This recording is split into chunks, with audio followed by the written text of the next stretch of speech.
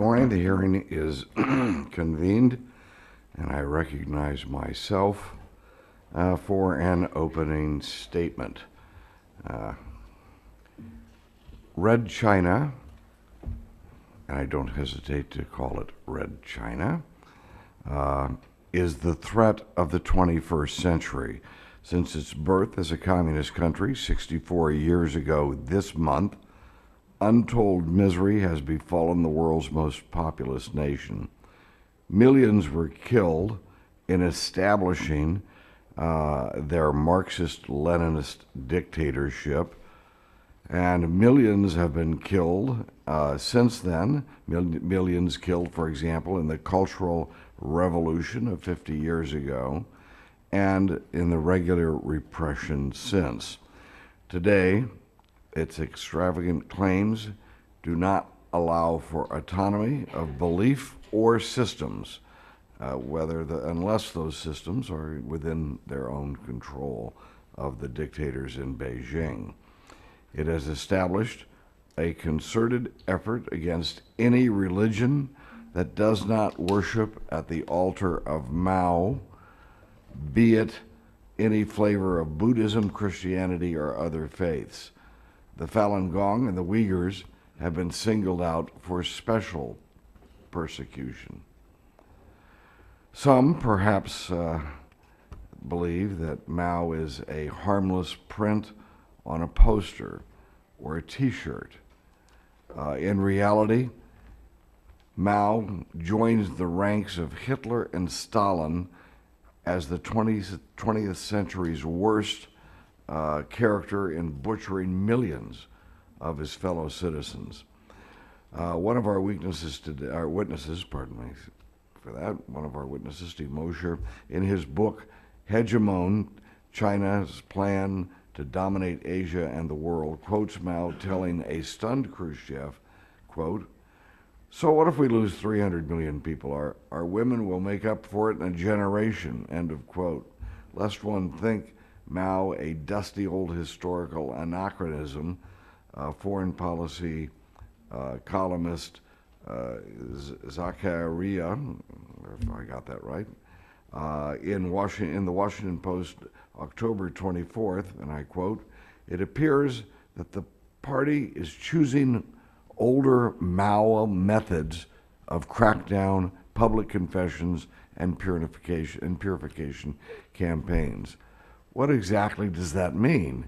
There are millions of prisoners of conscience today in labor camps in China, according to a new report by the Center for International Media Assistance for the National Endowment for Democracy. I quote, "China's media environment remains one of the world's most restrictive in 2012.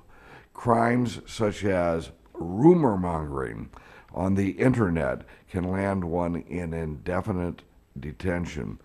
Authorities censor and harass international reporters or deny their visa applications or renewals. Physical attacks on foreign media members are a disturbing and a growing trend.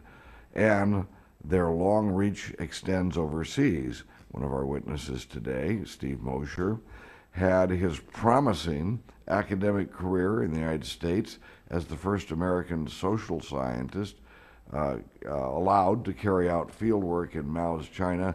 It was derailed over some outspoken criticism of China some years ago. Today we look at China's external posture towards its bordering states. That's the purpose of this hearing. But China has menaced, threatened, and even attempted to absorb its neighbors, notably Tibet and Taiwan, and has clashes with virtually every bordering state. The subcommittee will examine China's threatening maritime and territorial claims. For those tempted to dismiss the thought of a threat as being an overstatement, let's not forget that China expanded its landmass by 50% when it invaded and occupied Tibet in the 1950s. Notice the disturbing pattern.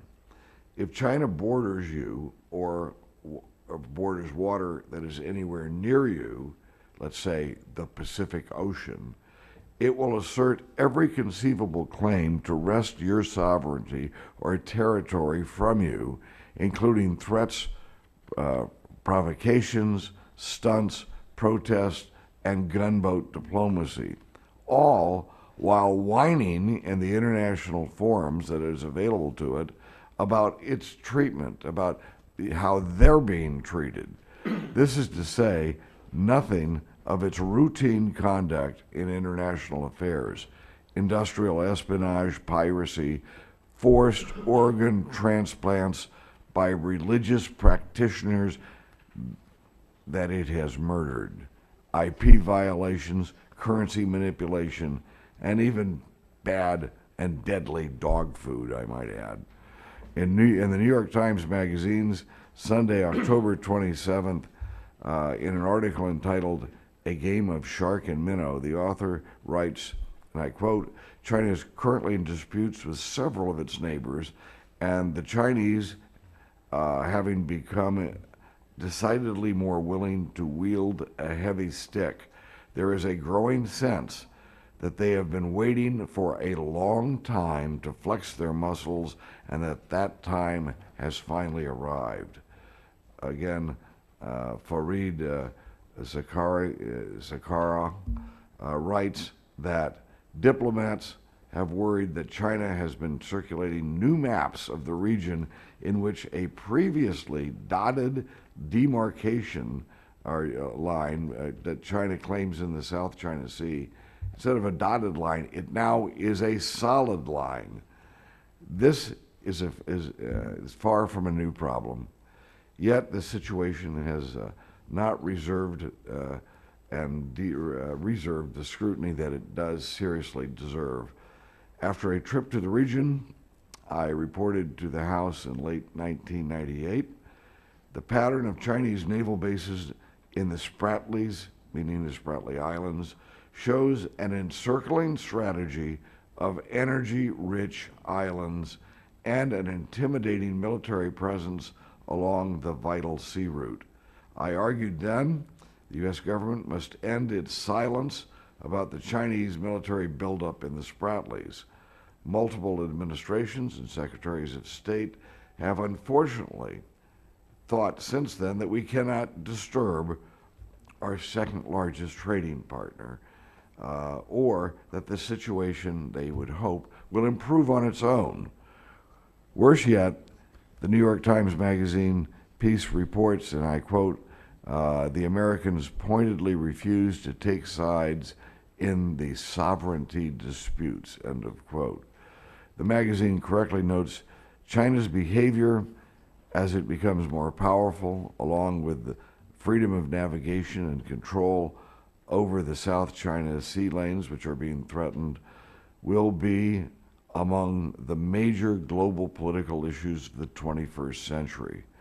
I would argue that to believe China's apparent expansionism is accidental or inevitable sells our adversary short, and we helped create this monster, this threat, by granting a permanent normal trade relations with what was then and still is the world's worst human rights abuser. This is something we never did with the Soviet Union. We never granted most favored nation status with the Soviet Union, and that's why Soviet communism went down and why dictatorship in China has emerged as a great threat to all of us, not just its own people. There is a long-standing deliberate strategy in China to expand, provoke, challenge, and ultimately dominate the region and then the world. Stephanie Klein Albrandt, the director of the Asia-Pacific programs at the United States Institute of Peace, said, and I quote, "Nothing in China happens overnight. Any move you see was planned and prepared for years, if not more. So obviously, this maritime issue is very important to China," end of quote. Our witnesses today paint a bleak and compelling picture. Steve Mosier has written prolifically on our topic today. Perry Pickert describes China China playing a far more sophisticated game of statecraft than what we are playing. And Rick Fisher states succinctly, we are in a Cold War with China. Far from minding its own business, as a good neighbor, China, and that's what they would do if they were minding their own business, China instead is an international menace with grand designs. Marxism may be on its last ash heap of history, but Marxist-oriented one-party rule, tragically, has characterized China for more than 60 years. Our Pentagon's announced strategy of a strategic pivot to Asia will be hollow if we are not clear about the main threat in this theater. Its maritime claims are dubious. Its grand designs must be opposed by the free world if peace is to be preserved. And with that, I would ask my ranking member for his opening statement. Well, thank you.